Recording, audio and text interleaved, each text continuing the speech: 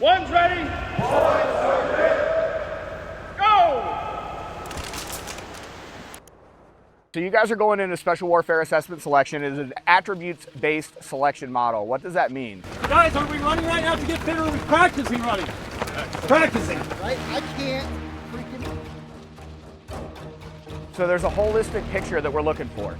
The instructors are giving you input, and we're expecting an output. And everything is for a reason. If you guys haven't heard my spiel yet, everything that we do, every single exercise, has a connection to the job that you're trying to do. We don't want people at INDOC, Special Warfare Assessment Selection, whatever they're gonna call the new course when it inevitably changes somewhere down the road. I don't care what they call it. What I need is you to show me the raw materials for the things that I wanna build you into. Just like everything else, it's a crawl, walk, run. I'm running Keysler just like this. All the way to ATC, you never quit. All the way to ATC, you never quit. I love it. Welcome back to the podcast, everybody. I hit record. I said, what are we talking about today? Peaches had a look on his face like he had no idea, and I just hit record. I hit him with the peaches. Panic.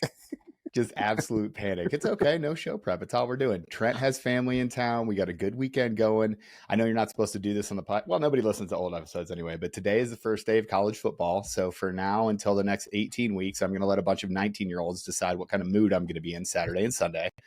It starts today with the Ohio State taking on the number one team in Texas, Horns, MF and down. Hit the shoe. I'm excited about it. Peaches, how are you? How's the weekend? Doing well. It's Labor Day weekend. Enjoying myself. Squatted very well yesterday. Ooh. Had a good time at CrossFit Apollo. So God, I love those folks. it's yeah, man. Squatting's fun. Squatting is fun. Yeah, Trent, yeah. Don't make me sick. I mean, I've when been, you can just throw up weight and the bar's bending and you get it up to the top and it has that bounce and you can just see it. I mean, that's just something that's like it's special.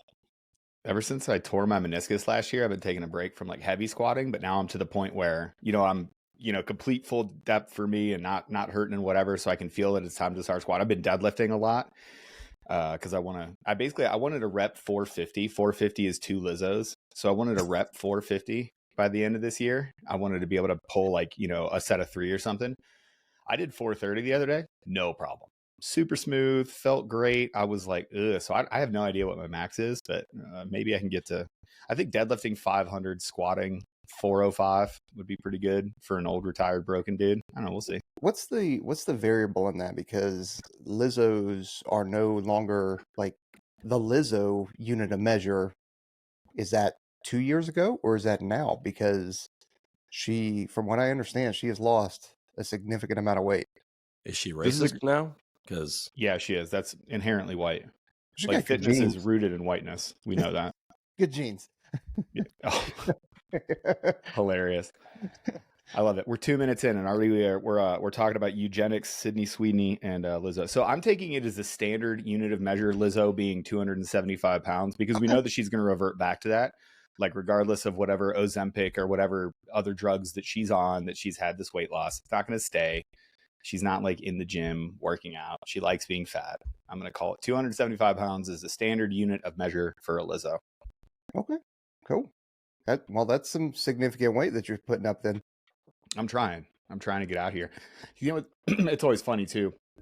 I'll talk crap like that's good. I'm not competitive with my son, who is a college freshman lifter. You know what I mean? My son, absolutely. I think I beat him in bench, maybe because he's an actual weightlifter, right? So he doesn't give a crap about powerlifting in the bench. So squat, deadlift, clean and jerk, snatch, those are his lifts. I am relatively sure that dude smokes me in pretty much all of those lifts. he's like, I can push this weight up from my chest. He's like, cool, I can put that over my head. Great. Yeah. I can move that from the ground and flip hoist it over my head. It's okay, Dad. I'm still taller than him and I still weigh more than him, which also makes me mad because if he lifts more weights and he's lighter than me, that doesn't work out for me either. Yeah. It's tough. It's a tough one. He's not 200, huh? What's up? He's not 200? Dude, he lists at like 168. He might be a little bit heavier now, but when he went to national, so he went to the national meet. He plays 17th, so he is the 17th strongest 17-year-old as of 2024 in the United States. He plays 17th. He lifted at 168. Yeah, that's a good weight though. When you're younger. Oh yeah. Right. Yeah. Yep. That gives you plenty, especially with as much as he trains and as focused he is on lifting and getting stronger and stuff, as he gets into that, really 18 to 23 years old, like you really do start putting on that basis for what you're going to be. Really at 25, dudes are finally done really growing. You can get bigger and smaller from that point, but that's really like the end of your growing cycle, really 25 when you're fully mature. So we'll see. He's got a great base. There's no reason to think that he won't eventually be right around 200 pounds and just an absolute beast. It's terrifying. Jeez, man. I remember him when he was a wee little lad. Little boy. I know. Yeah. The little kiddo. Yeah. That's all Speaking good. of wee little lads, actually, what's going on with you, Trent? And then I'll get on to the wee little lads. Nothing. Let's I go to love Wee it. Little Lads. He's so excited by wee little lads. Yeah. I want to talk about the Braveheart Girl. She is something special. Let's go. Hey, Trent, are you tracking her? I think you know the answer to that question. Okay, you know what? Hey, just I got it. I will pull it up while you're telling Trent who this is. I got it. Yeah. Well, so she is she was part of a group of 3 girls. They're all sisters, I think, or maybe one sister and one friend, like 12, 14-year-olds. And this is in Dundee, Scotland, which shout out to the Scots, because they are ruthless. But the UK is going through a very significant migrant problem right now. That's a nice way to put it. I'm trying not to get throttled by YouTube any more than we already are. So Right. UK is really going through it, and Keir Starmer is a real piece of shit. And if I'm ever in the UK, I hope you're trying to arrest me. But which I don't think he's going to be in office for very much longer anyway, because I think Nigel Farage is going to come in there and swipe that dude out. But so this happened up in Dundee, Scotland. These girls had already been accosted. I think one had already been actually touched, and they were getting followed by this dude who already has a rap sheet on it. And so she had enough. And finally, because for whatever reason, the men won't stick up for the women, these girls stuck up for themselves. And this chick is a straight up badass. Roll it. You don't dare! Yes, you have a knife. You fucking filthy! You fucking bad and Why you catch me. fucking with us? You're fucking cat bashers! Show the knife. Show the knife. Get Show this the knife. fuck away from her! Show the knife. Show the knife. Don't touch her! That's Touch it, me, that's do whatever it. you Show want the to me. knife. Don't touch my little sister! Show the knife. That's it. Don't fucking touch my little sister! She ain't fucking 12! Where's her fucking touching me? She's fucking 12 and you just battered me, mate! Bring my fucking touching me! Yeah, show the knife. Don't Marata. touch her gun to me! Don't touch her! Now, I could be wrong on my accents here, but that guy talking sort of doesn't sound Scottish. No, he's not Scottish. He's not English. He sounds like his name is Muhammad. Yeah, he's not definitely not Welsh. Yeah. And so if you guys don't know, knives that size and obviously hatchets like that, they are illegal in the UK, at least to walk around with, right? You can use a hatchet to go camping or if you work on a farm or stuff like that, but you can't just walk around, the local parks with that, and especially not a knife. They're real stabby in the UK, and they don't have guns. Why are they so stabby? Because they don't have guns. But I thought if you get rid of guns, then people don't kill people. Oh, no, actually, they use cars, machetes, that kind of stuff. Like Trent, what if I told you that it's not the object that kills a person, it's a person with intent using the object? Slow down. I'm pretty close to Austin right now, so I can't hear what you're saying. Got it. Yeah. Okay. Yeah. I got it. So inanimate objects, Trent, they don't kill people, right? When you put them in the hands of mentally ill people who believe that they're a different thing that they are, and then you tell them that they're under attack, that's when they kill people. That's the difference. Yeah. Huh. They're going to have to ban assault hatchets now. They're going to have responsible hatchet ownership laws in Scotland. But this young girl, she got arrested. Believe it or not. Mm-hmm. She got arrested. Oh, I believe it.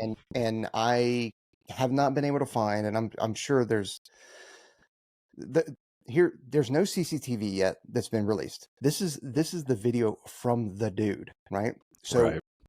the UK is under heavy surveillance in terms of there are cameras everywhere. Probably not as much as in Dundee, Scotland, as in London or Edinburgh or Glasgow or something like that, but there's still cameras everywhere. There are other angles of this. Why haven't they been released? You know, You know and why. I Come know, on, you know I why. know exactly why. And then why is she still in jail?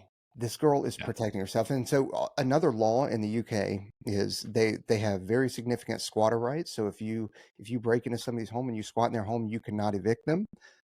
Whether you're still in the home, like you can have a home invader. If you do have a home invader and you utilize a bat or a golf club, you're going to jail, not Mhm. them, because you have to match their if the Level of intruder has a violence. weapon, Right. right, you have Yeah. to match the There's weapon. actually they have a duty to retreat. They don't call it that. But the actual rule is, so let's say that I'm a home invader and I walk into Peach's house. If we were in England, and this is I mean, they used to brief us on this all the time. Like they would tell you straight up, if an intruder, if me, the intruder, decides to gain entry to Jared's house, I walk into Jared's living room and I stand there. The police will tell you, well, Jared, you're supposed to go to the kitchen. If he's Yeah. not like punching you in the face, you can't punch him or attack him. You just have to go to a different room. Like what? Well, what happens if he chases me to a different room? Well, then you try to go out the back door. What happens if there's no back door? Well, if he's not doing anything to you, you can call the police and we'll talk to you about it. But you have no right. There's personal property rights are completely different in the UK. There is a duty to retreat. Peaches, you brought the question up earlier. You know, where are the? I don't understand why any of the men aren't stepping in here, because if you do, you go to jail. When you have roving gangs in the UK and their answer is to jail the accuser for being racist because she's saying things online about the person that raped her, that is, the UK has fallen. I don't know any other way to say it. Like if you want to look at what the natural outgrowth of is not having borders, and it's more of an issue on culture. Cultures are not equal.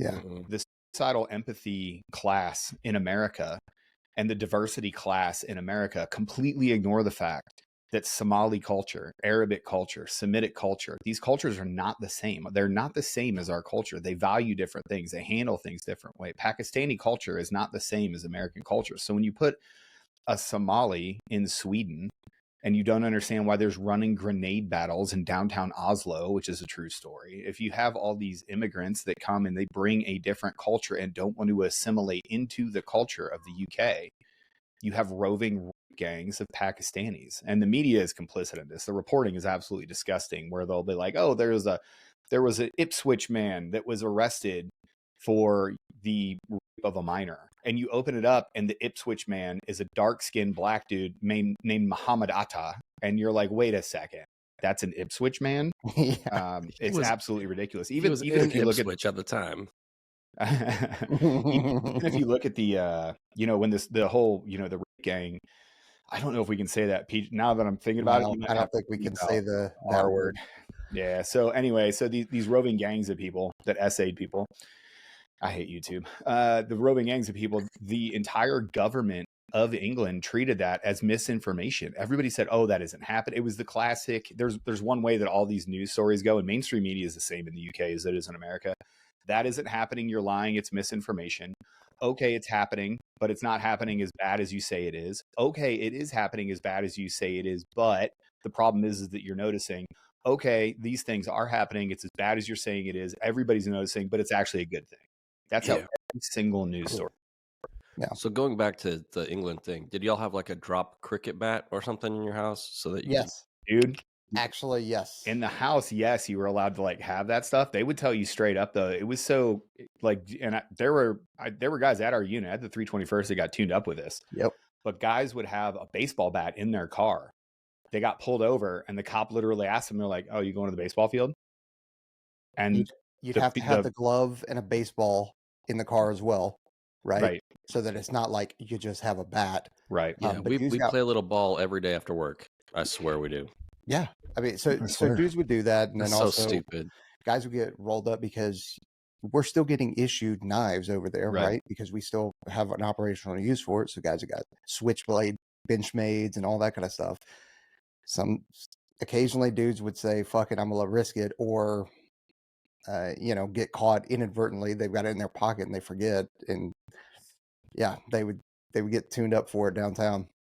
Mm-hmm. That's It ain't great. insane. And I bring it up just because I absolutely, I spent 8 years living in the UK. I obviously have ties to the UK, and I love those countries, right?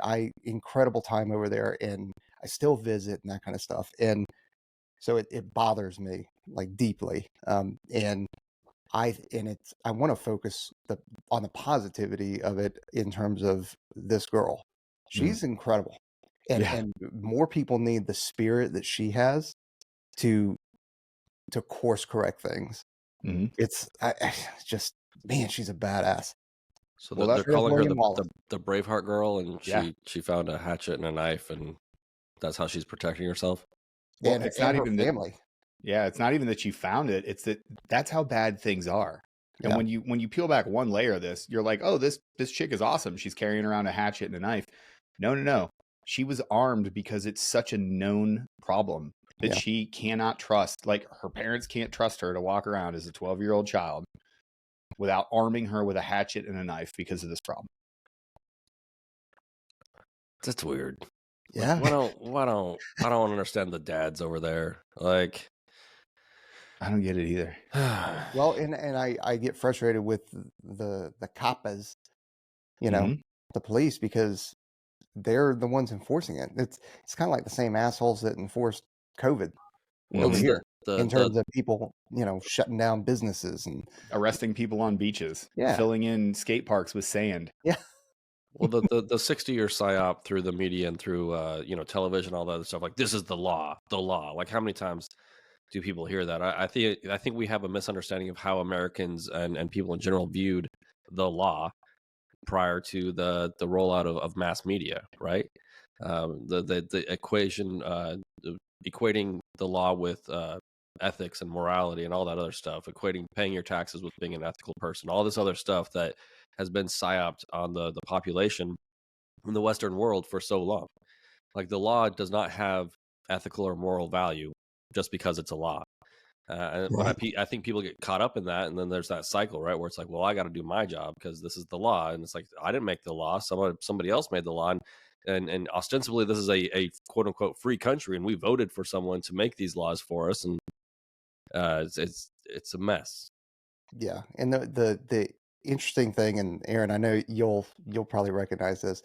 The Brits are funny too, because they are very, very much, they love rules. They love following rules. They have a difficult time. Obviously, it's not 100% of them, but they are rule followers. They don't like breaking rules. They want to be, they are the best in the world at queuing, like lining up. Yeah, Like, they if do you love actually, a good line. if you if you actually go and look at Abbeygate, right?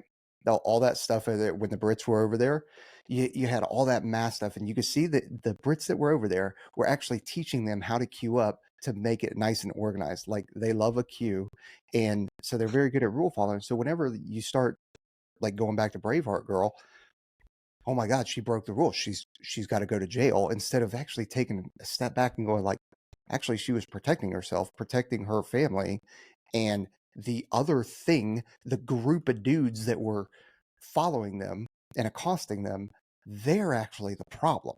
Mhm. Yeah. It's tough to comprehend that.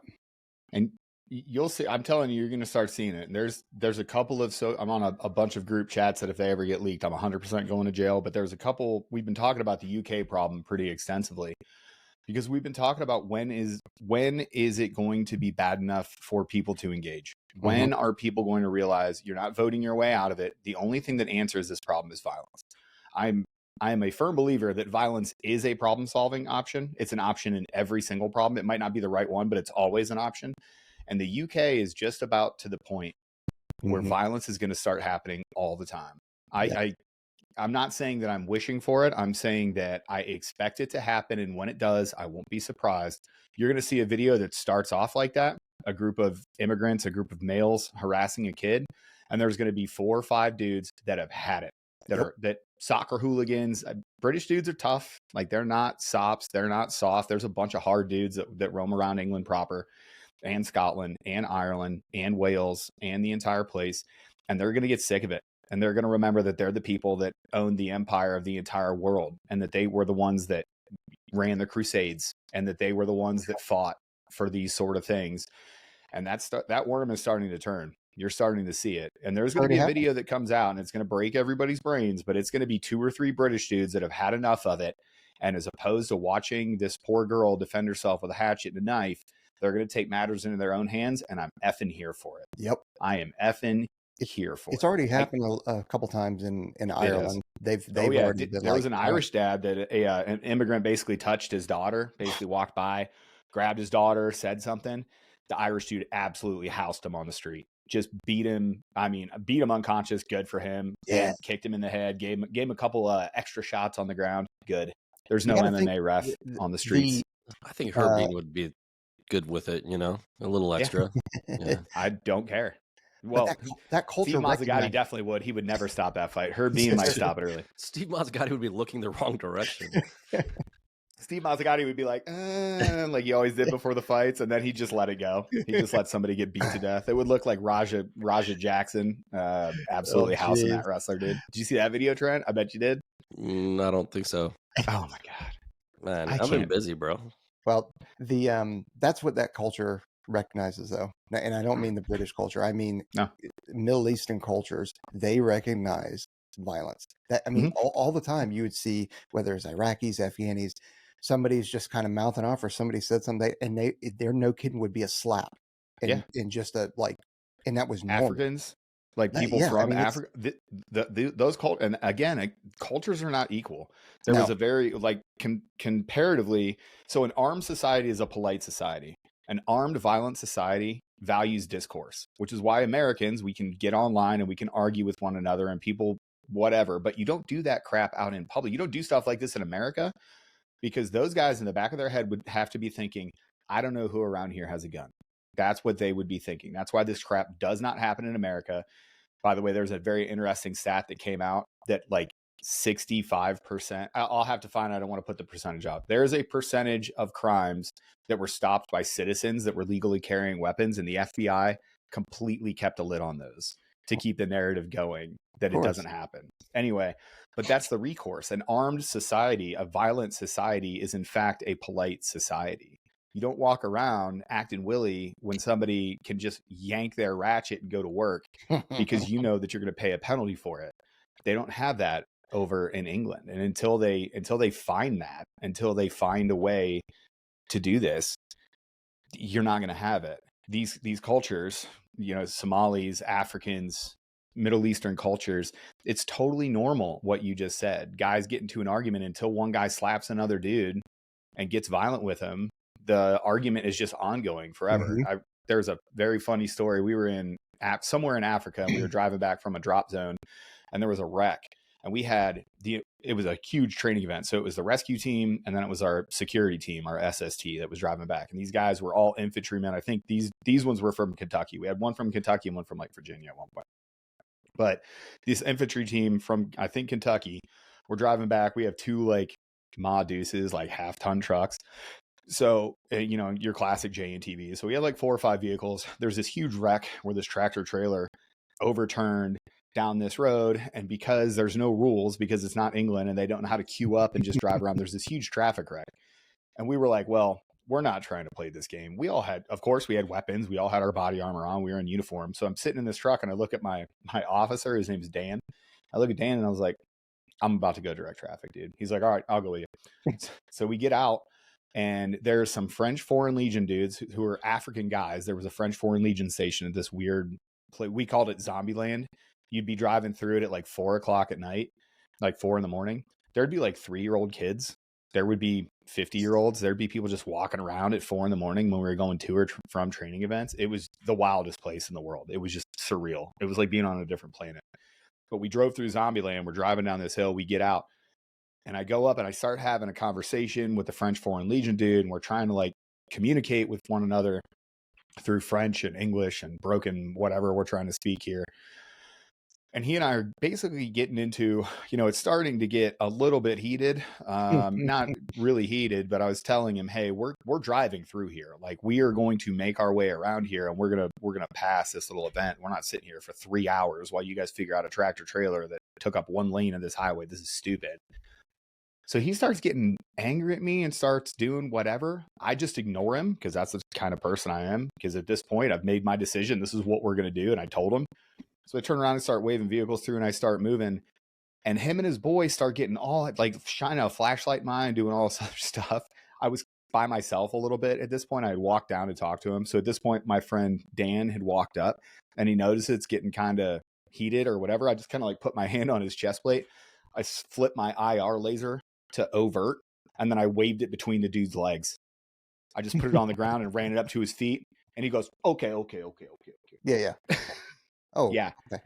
Yeah, but, Yeah. but that's the way the cultures are. They understand violence. They don't understand reasoning and like morality and that kind of stuff.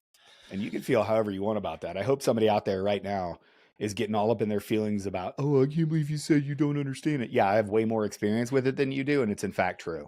I don't care who you are. Yeah. Aaron's DMs understand violence. My DMs do understand violence. I love my DMs. I could post that stuff every single day. My wife laughs at me.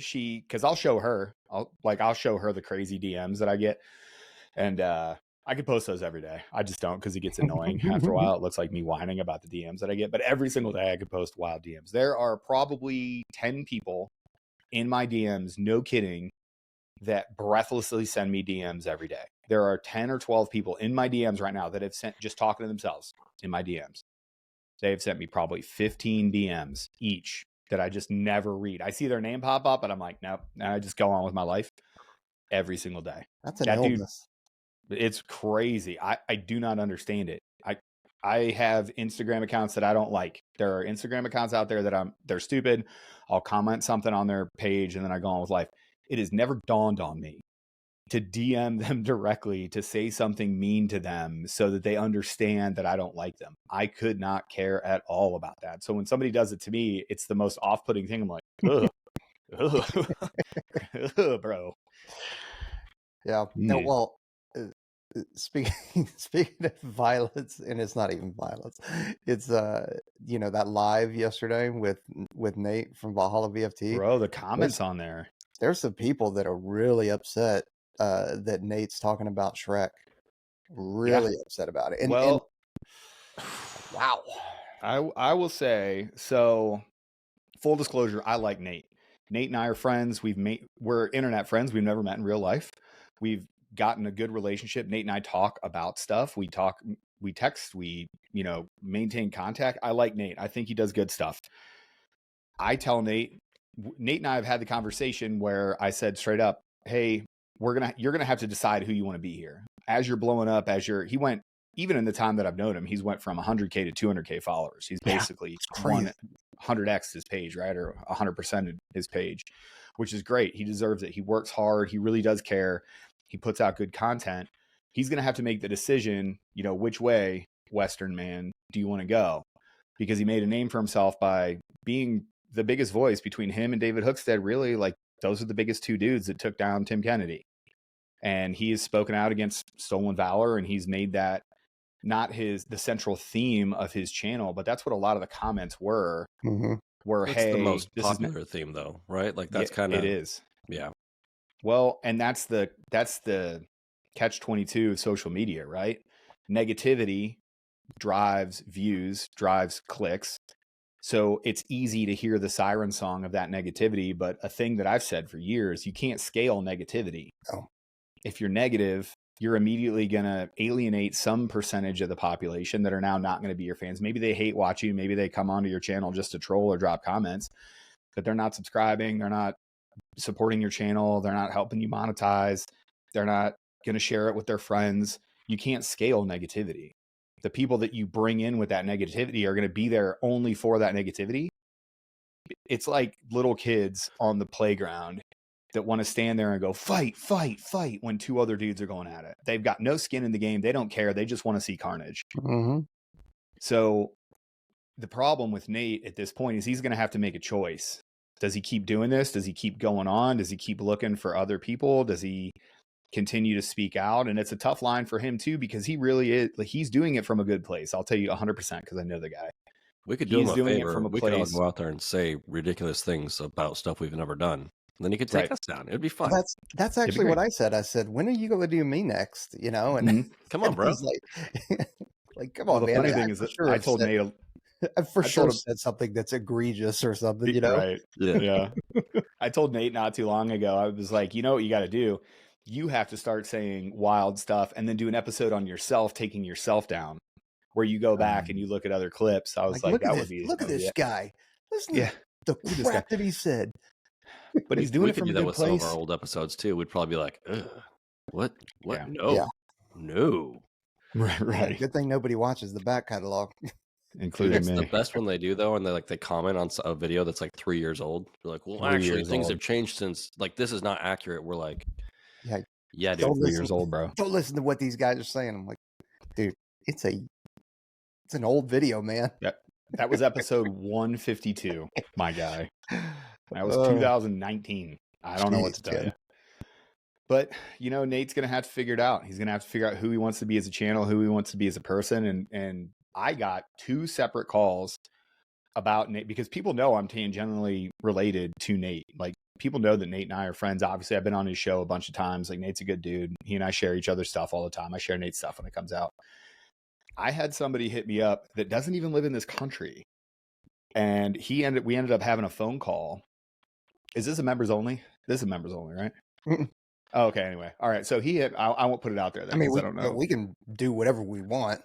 Well, yeah, I just don't want to put his name out there because I don't want to belay the confidence. But he hit me up and his whole shtick was, listen, man, I've worked with him. I thought he was a good dude. He did great things for me. I think it's terrible how everybody's tearing each other down. Yeah. And I had to look at him and say, man, I get it. I understand your point here. I don't have a dog in this fight. It's not my community. I don't know Shrek. I know Nate. The things that Nate is saying, Nate has receipts for. Shrek 100% did the things that Nate's saying. Domestic violence, sexual assault. He's got the paperwork. I don't know what to tell you. He's got the investigation. It's not fake. It's not conjecture. It's not him making an assumption. He is putting out information he has. Now, if the contention here is you don't think he should put the information out and that Nate shouldn't burn Shrek to the ground for past things that he's done, okay, I can see your point there. I guarantee, oh my God, I think about my past and I think about somebody that could put out things about me that they don't like in the worst possible light. I get it. Everybody could do it to one another. Everybody has skeletons in their closet and things they're not proud of. Now, not sexual violence or freaking domestic assault or anything like that. But that's kind of why I wanted to talk to Nate about it yesterday and not go like, oh, tell me everything about Shrek. Tell me everything about Tim Kennedy. Is like, hey, man, like, why is this happening? Who's next?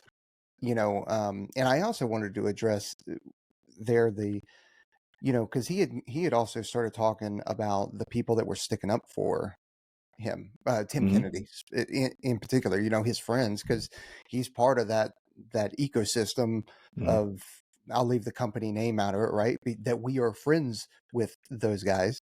And he had kind of gone after them. And I'm like, yeah, but if somebody went after you, either one of you two or any of my other friends, I'm immediately going to go, nope, not happening. I'm 100%. If it's me, they're right. I'm just letting just you let know. it go. Yeah. Let it ride. Yes, absolutely. You guys already know how I feel about myself. I'll delete my social media. It'll be fine. I'll just disappear. It'll be all right. Every day you're looking for an excuse to leave this anyway. So Trent has been begging to be canceled since we started this thing. Somebody cancel me. Somebody cancel me immediately. But it was, you know, hey, I expect his friends or I expect my own friends to come to my defense. Now, on the side of that is if I'm lying about something or something's true, I'd probably go in the back go, hey guys, it's up to you. Like, this is kind of true. If you want to keep sticking up for me, okay, great, but I wouldn't recommend it. But, well, that's the difference too, is that people conflate. And again, I had another wacky DM yesterday with somebody that was talking about something that was related. And again, if I put too much out there, the person who I'm talking about, there's a difference between defending the person, the people that are defending Shrek the people that called me to talk about this issue, they're not defending what he did. They're not defending his past insurrections. They're not defending anything that they've done. They know Shrek as a person. They probably know the person who he is today. They probably know how they feel about that person personally. And they are defending what they know of the person versus the actions that they did. When the other side says, oh, well, you're defending him, they immediately say, oh, you're defending somebody that commits sexual violence. No, I'm not defending. Like, two things can be true at the same time. Nope. I'll make this about me so that I can really talk bad about myself. Huge surprise. I could have for done a everybody. terrible thing in the past, and that could be a true thing. And the thing could be abhorrent. And you could say whatever you want. Aaron was a bad X. He did this thing. That thing that I did 10, 15 years ago doesn't define who I am now as a person. And another person could know me as the person that I am now with no knowledge of that past thing and go, Aaron's a good person. He doesn't have any of those behaviors now. And at the same time, I can condemn those acts that he did back in the day and still defend him. Yeah. People cannot put that thought in their head when somebody defends somebody like Tim Kennedy or somebody like Shrek McPhee. When they defend them to Nate, Nate's response, and this is not a shot against Nate. Nate's response is, that's a red line for me. I will not defend anybody. I won't let you defend anybody that's committed these things. That's a red line. This person is essentially dead to me, and you defending him makes you a bad person. I can't tell you if that's right or wrong. I can tell you that's one technique to go about your life. I understand it from both sides. Wait, was Shrek convicted of this stuff, or was it? I didn't look that much into it, or was it just the GOMAR? Because like I have issues with the military quote unquote justice system, especially on the Army side with the GOMARs that the generals can throw out, and we've experienced this a lot on our side as well, where we know people that have been accused of things that are 100% untrue or incredibly inflated. And in a civilian court a lot, if it was working correctly, which I also have bugaboos about some of the stuff that goes on over there. But if they were not convicted in a court, but the military has they can just go after you and ruin your career or take your stripes or whatever else, just by the accusation. Like, is it both of those things, or is it just like the GOMAR and all that other crap? I don't believe it went to civilian. I don't think he caught civilian charges out of it. I believe it was a military did he take like an investigation. Article 15? Like, so like if you never go to trial, a lot of the stuff in the military is like the general can just be like, well, I believe this is true no matter what, because someone said something. And I'm not trying to defend Shrek. I'm just saying there is space between convicted of something for real, like you actually did all the things that, like, we laid it out for you, we built the case, versus a general being like, just you being convicted of this and you making some poor decisions, like we're gonna take action. And they didn't kick him out of the Army, right? No, they pulled his tab. They demoted him. So he got demoted from E9 to E8. He retired, I believe, as an infantry master sergeant. And that was the crux. That's what started the entire thing, is that he got his tab pulled. He was PNG'd, which is a big deal, by the way. Like, I didn't know this until I talked to Nate, but in order to get your tab pulled, you have to go through like 5 different organizations. It has to go through your group, your command. It's got to go to the Special Warfare School. It's got to go to the Green Beret Council. I just made that up. I don't know if they exist. But a whole bunch of people have to sign off on it. It's a formal process. It's not just a vote on a group chat somewhere. It's an actual thing where you get that pulled. They pull it out of your record. That's kind of where it all started. And to be honest with you, for that, I have no issue with that. If you're going on podcasts and you are either saying or you're letting people say that you are a thing that you're not, if you're letting people say that you're a retired sergeant major, Green Beret, and you're in fact not a sergeant major and a Green Beret, okay, well, we have to correct that record. I don't know if that makes you a bad person. I don't know if that opens up your entire history to me exploring you and airing out all of the bad things that you've ever done in the last 40 years.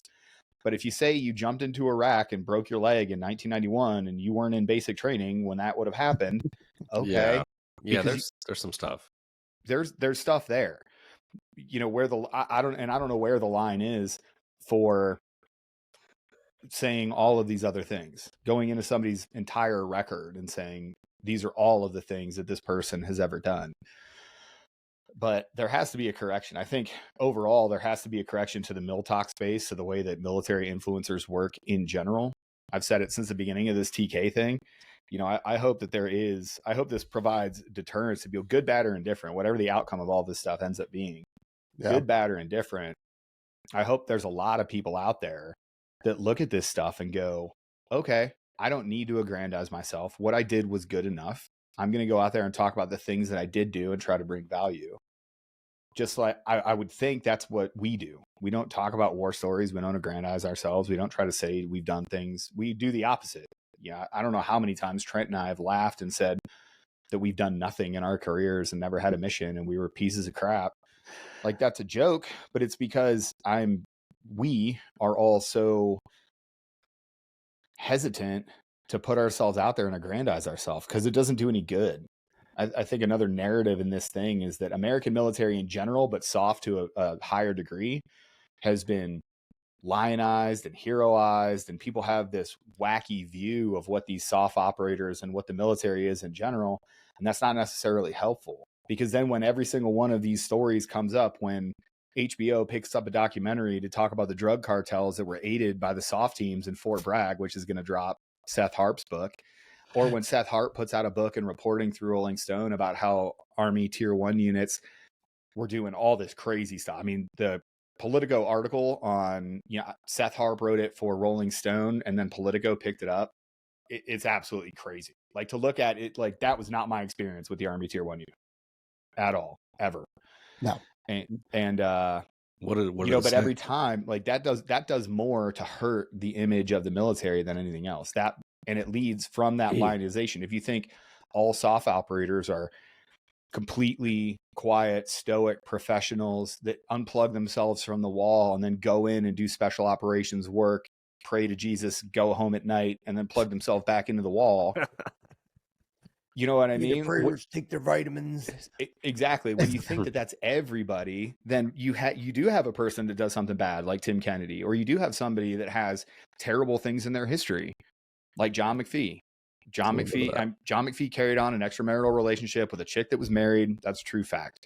He committed domestic violence. True fact. I mean, at least as true as the investigation proved. So allegedly. Yeah. But when you have those cracks in the thing, that makes people go, hold up. And then it starts to poison the well. And then they apply that to everybody.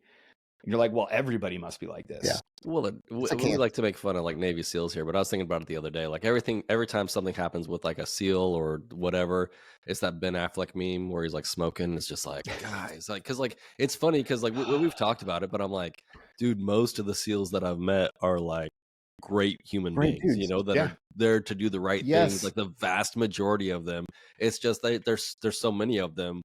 And when they do something, it's so public when they mess up, when somebody messes up.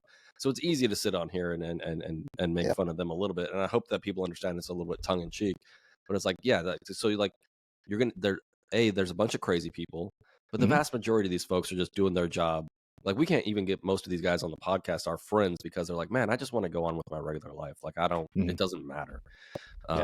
So, but then you have like, you ask people to do insane things and then you expect them to be normal. Like, all these things that we talk about with McPhee, it's not like we don't know anybody personally throughout our career that hasn't had similar-ish type issues after, going overseas and getting hit in the head a lot and all that other crap. And it's not an excuse, but it's like, these are the type of people that you recruit on purpose to do insane things. Yeah. We talked about it last night on the War Room. You can't deploy somebody 6 months a year, every year, to go downrange and get into a gunfight with somebody, literally trying to kill them or they'll die, and then just insert them back into society later. That's why dudes get motorcycles and go 150 miles an hour. That's why dudes go and base jump off of towers in the middle of random places in the Nevada desert. Every Tuesday when I was in Vegas, there's this one tower that dudes would, no kidding, go climb and base jump. They would just go and rip off a quick base jump. You guys like that, you're constantly riding that edge.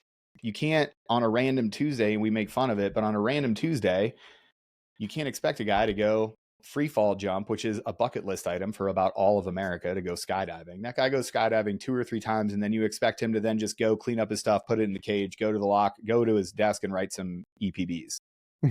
You're constantly in both worlds. You're never really at home and you're never really deployed. When you're deployed, you're thinking about home and you think you miss home, but then you get home and you're like, well, Man, I kind of miss I it. kind of do miss being deployed. Yeah. And doing the job. It's easy for Jared. So- We just put him up on a ladder with a squirrel suit, and that's high Yeah. enough.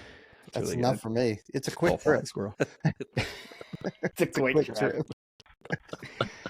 That's right. Yeah, we were talking about it last night, and I don't know if it's nature or nurture. I don't know if we really do truly select for people with sociopathic or psychopathic tendencies.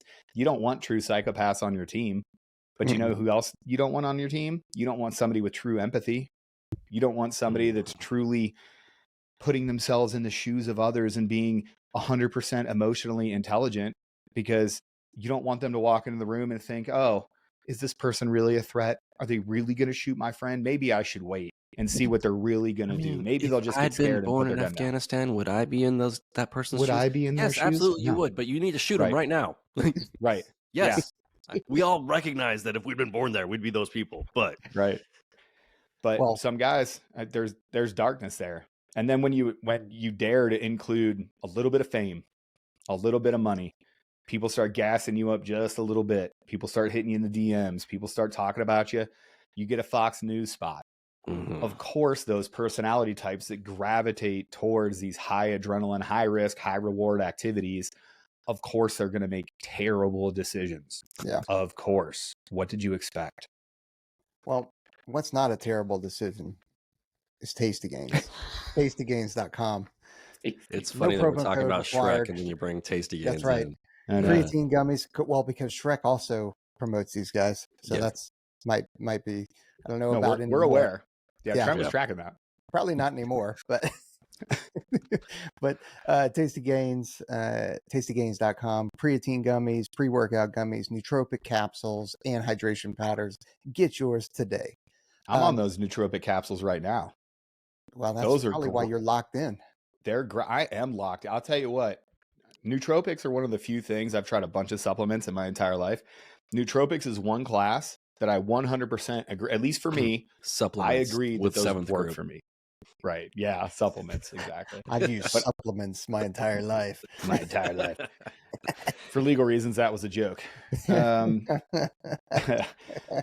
I'll tell you what, nootropics, they're great. And these nootropics from Tasty Gains, fantastic. Yep. I've tried other nootropics. Some of them have given me a straight up headache. I have friends that work at the brand that gave me a serious headache, so I won't put them out there because I don't want to torpedo their brand. Joe Rogan will What come I out will of say your is closet at Tasty night, Gains. beat you up. What's that? Joe Rogan will come out of your closet at night and beat you up. 100%. He will. Joe Rogan will totally show up and beat me to death with one of those Darth Vader dumbbells that they have floating around, kettlebells. But the Tasty Gains, man, so good. Stomach not upset. I feel just absolutely locked in. I think the nootropics were my favorite. I love the creatine gummies when I try it. Jared big time me. I thought I was getting the pre-workout gummies. We didn't get any of the pre-workout gummies in. I didn't order any of them. Terrible. I got Oh, nice. Nice. Oh, you got, okay. They The probably creatine sent me gummies all were the ones that you amazing. guys were supposed to get because I got a pile of stuff. Did you really? Oh yeah. Good on Tasty Gains. But I'll say the nootropics to button it up, man, the nootropics, fantastic. So Yeah. good, super locked in, super alert, no problem with my little tummy, no problem with headaches, which I've gotten from some nootropics before. Fantastic. I thought I was going to like the creatine gummies or the pre-workout gummies the best. Nope, it's the nootropics for me. I'm Yep. on. Can't believe it. It's great. So let's talk about somebody else that's just going to go tell a war story since we're on that kind of train is Ron Howard. He is no kidding directing, and it's set right now to direct Alone at Dawn Oh, for let's Master Sergeant go. John Chapman Did you read Now the what? comments in that from the OAF one? on Let Instagram. me- Dude, so Let me like pull it up. the comments are my brain. The cautiously, very cautiously optimistic about them doing it the correct way and being willing to take some blowback for accurately portraying exactly what happened. And I think there's a way to do it without a whole lot of judgment. You can just be like, here's the story, you know? It is what it is. But like there's a lot of invested These people in this. These comments are unhinged. Here we go. Dude. Oh man, so here we go. Never read the comments, folks, and here's why. So from OAF boy. Nation Actual. Didn't the SEALs kill Green Beret Logan Melgar? Yeah, they did. Is the guy the SEALs left alone up on that mountain while he was still alive? Yep. Oh, Yeah. Department of Navy is going to hate this one. I tend to agree. Alone at Dawn by Dan Schilling and Lori Chapman is an incredible book. The movie is set to follow closely. I love it. As a former Marine Ranger from Third Bat, I feel no shame in admitting that he was a hero. My hero was an airman. That's a great comment, buddy. Tim Kennedy playing Slap. Fantastic. God. See, let's not forget the Army Rangers came to the rescue. We're going to need to fact check that one. It doesn't seem to fit the story there. Those comments are fantastic. Let's look at some more of these here. Let's just load these bad boys up. Like by Trent Siegmiller. You know, I'll throw a like on there from the ones ready page. yeah, It doesn't want to load for me. Well, So those are pretty much the vibe of those comments. Ron, Yeah. I can't wait Ron, till please do it the right gotta- way. Yeah, you got to do it right. Tell Yeah. it truthfully. You're right though. There's going to be so much influence from the Navy. I would have to imagine. The only hope here. So Dan Schilling is obviously involved. It's based off the book. I would have to assume that Dan Schilling is going to be the loudest or the most important, not the loudest because Dan Schilling's not a loud guy. I think that he should probably be the most important voice in the room. I hope that they lean on him as a subject matter expert. I can't think of anybody else that's done more work in this specific story, maybe other than Matt Kubler. Other than Matt Kubler, like Dan Schilling is the preeminent, and Dan Schilling is number one, and then everybody else is number 2 through whatever for how much they know about this story and how much research they've done. And I say that because I don't want this to be a seal bashing thing. That's not what I'm looking for. I want this to be the story of John Chapman. Right. That's it. Just tell the truth about okay, yeah, he was left. And I've been public about this, and I know that it's not popular within my own community, but it's like, hey man, in a situation like that, was it wrong that they did that? Of course, because you got to get the bodies off or off the X and that kind of stuff, right? But when they look and they're getting torn up and they see a dude that's been hit and they're like, ooh, he ain't moving, man, there's a good chance that he's passed. Like, you should still attempt to gain, access to his body and that kind of stuff. But I don't begrudge those guys for it entirely. Well, it's because you're not a douchebag that isn't armchair quarterbacking by looking at a video and then saying what you would have done in this scenario. You can take all the other stuff aside, the Navy and the Medal of Honor and Slabinski's actions afterwards and whatever. If you just look at the event, if you just look at Operation Anaconda, if you just look at the event on top of Takur Ghar, it was bad tactics. They weren't bad people. They didn't make the decisions maliciously. They made the wrong decision. I think we can all agree that they made the wrong decision. And we only know that through hindsight of 22 years and the video being out and ISR footage and all of these other things. It was bad tactical decision making. Yeah. That's fair to say. Anything other than that, when you start applying malice or you start putting in your own narratives that you have with the hindsight of 2020 and 20 years of investigations and stuff like that, I think that's probably a bridge too far. But there was malice. Right? On the follow-on. Yeah. On the follow-on, when you start talking about like the Medal of Honor investigation, when you start talking about the way that they covered up the stuff, when you start talking about the narrative that the Navy SEAL Foundation and the Navy put it out 100%. Now we could talk about there was malice, there was lies, there was cover up, there was a narrative done. I'm willing to talk about it there. Yeah. But when you talk about the actual event, did they leave him on the mountaintop? Yes. Yes, they moved away from him in a tactical scenario while under the firefight of their life, and John Chapman was left alone, and then he paid for it with his life, earning 2 medals of honor in the process. Okay, that's a true fact. In that very narrow context, on top of that mountain, there was no malice there. There was bad tactical decision making. There was things that they weren't supposed to do, but people can't disassociate those two things. And I hope that in the movie, they look at what happened on that mountain and they use it to talk about the good that John Chapman did. Yeah. Yeah.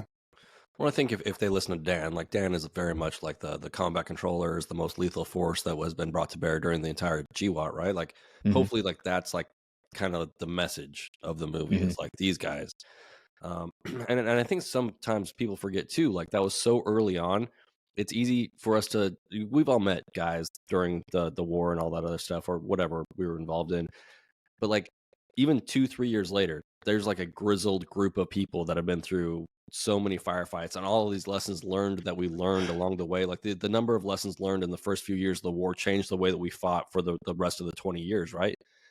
These guys weren't like the grizzled combat veterans that we all associate with like these tier 1 units, and even everybody else that came in after them. Like the first guys in there, which is it's going to be like that a lot with the next conflict. It's like their first time for real in like a large scale warfare. That's actually a great point.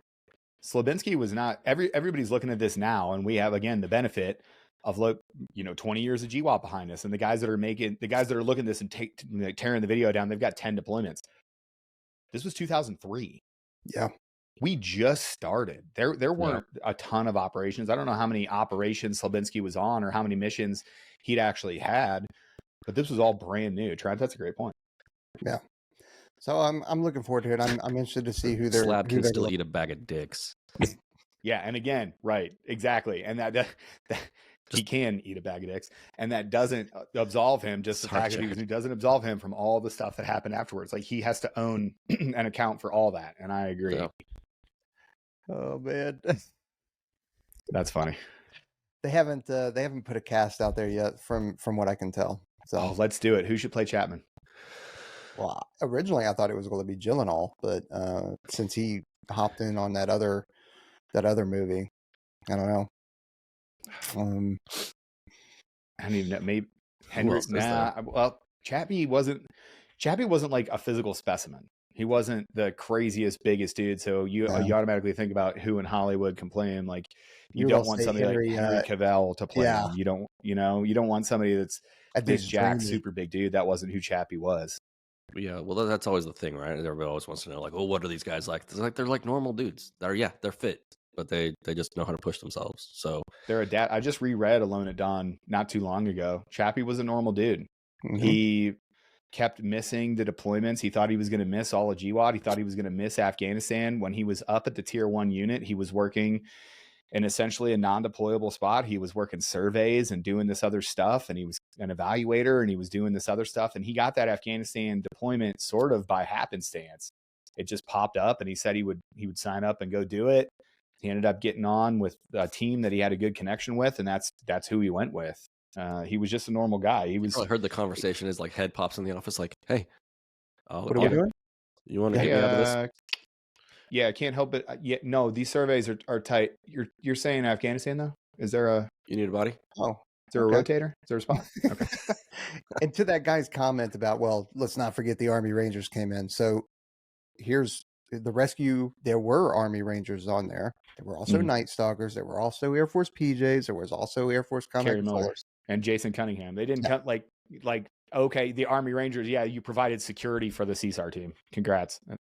Whatever. Like, okay. Yeah, got it. You got to insert yourself in there. Right. Yeah. No, you're better. I got it. I will give the Rangers credit. I brought this up. We were talking about SOF and regular forces and how people are kind of going back to their earlier stuff. The Rangers do have the most capture kills in all of GWAT.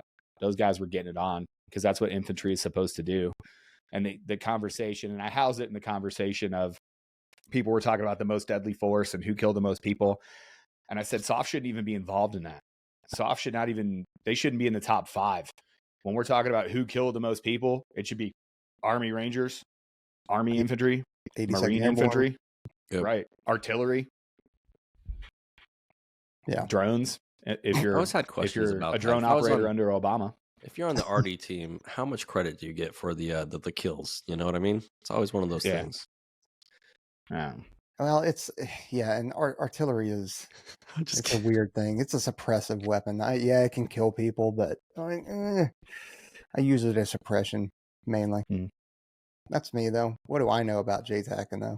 Nothing. I'm a has-been. You are for real though. My favorite comment on that Nate video was like, "Hasn't Shrek seen more combat than the both of these?" I was like, probably. Well, Nate was in for 10 years, but was he in for 20? I don't know. He got. I don't think he was. No, he was shorter than 20. He was a quitter. But I was like, well, I doubt it. But okay, so even if it is true, right? Say it is, I'll take it. Like he probably does have more. Well, no, I still make it. He got in in 91. Yeah, But know what I mean? Like, does that make it right? Like that would be my argument to that dude. It's right. like, oh, okay, sure, I'll take Right. that. Do Like, I not maybe he get? is. Yeah, he saw more combat than me. Is that how we're judging who can talk Yeah, about things? exactly. That I kind would of say. sounds like if you don't have a womb, you can't talk about abortion to me. It Yeah. sounds pretty lefty. It was funny with Nate though. He's like, talking about them because I think he came in like 2010 or something like that, and he's like, you and I, we saw the back half of the war of GWAT, and I'm like, Dude, Jared's I 80 was- years I old. was- Yeah. I was kind of there in the beginning. I was kind of there in 2002, homie. I don't know what you're talking about, but I got in 99, so you know. I get it. The beard makes you look young or something. Maybe, I don't It know. looks You nice, do all look good. trimmed up. Yeah. I was gonna say it's trimmed up. It's looking real nice. Not looking like a hobo anymore. See, if I was No. going to leave an anti-Nate comment, I'd be like, well, at least Shrek doesn't identify as a Viking like an idiot. That's hurtful. And Why would you adopt say a that? culture that doesn't exist anymore. And Don't you dare talk about my friend Nate like that. you know how I feel Don't you about all that dare. stuff. I know. Trent's trying to test us now. Are we He gonna is. He's are trying we to draw gonna us into circle that the wagon and negativity. stick He's up trying to for get our us friend? into an internet fight to get clicks.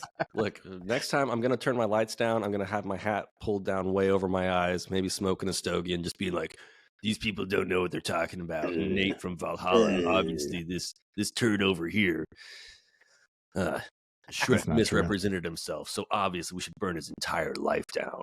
Okay. I'm gonna just, you know what? We're gonna clip that reel and that reel only. I'm gonna send it to Nate before we post it, and I'm gonna be like, "Listen, man, this is WWE. This is kayfabe. We're gonna take him out of context, just like Aaron Love Hate Club took me out of context, saying I was gonna. I don't even want to repeat it because he'll clip it again and put it out there. Because you said don't clip this. I was like, don't clip. Well, that's the funny part about that. If you go and you listen to the entire thing, Nate actually sent me that video and he was like, bro, what were you talking about? I was like, the next words out of my mouth were, don't clip that. Dude, someone's going to clip that and just use those words. And so Someone's everyone gonna for the take club that. is like, I say dumb stuff and in my head, I'm like, don't clip that. Don't clip that. dude, it is kind of terrifying though too, because like I was on a couple other podcasts recently, and it's like little things, right? Like I was talking about my wife, and the guy was like, "Well, so like you were at home and she was deployed to this location." She's like, "That wasn't the Afghanistan deployment." I'm like, "Yeah, I know, but we're having a conversation. I don't feel like correcting the guy, and it's not really relevant."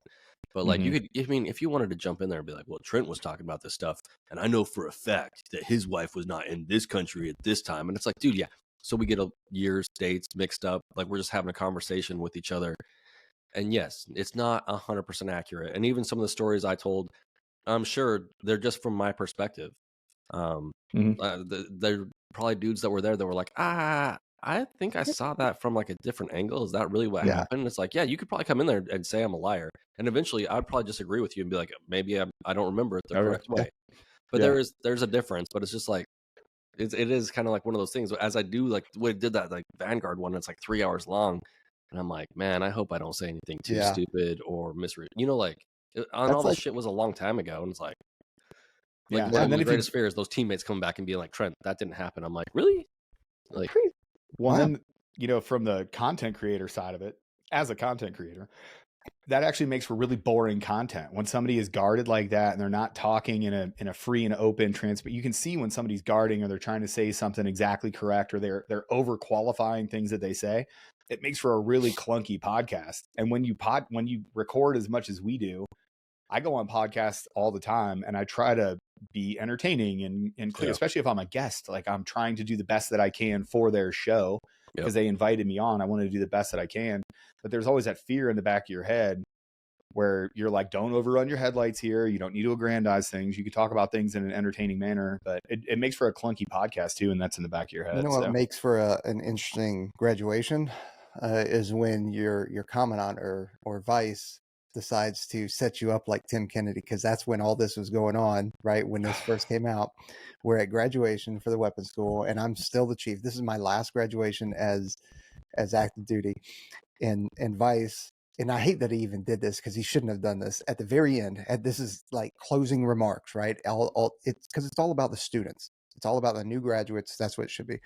And then he stands up and he's like, "Hey, I want to like highlight someone. This is, you know, what he knows how long I've served. He knows the decorations I have." And he goes, you know, "Jared Petrus, Everybody knows him as Peaches. Served 30 years, 2 Purple Hearts, 5 Bronze Stars with V. You know, it just, and I'm sitting here just mortified. Just oh my god, God, because I know exactly what he's doing because we had talked about it. right? And and so, you know, standing ovation, right? Everybody's standing, and I'm just at the table, like, oh my God, dude, I can't.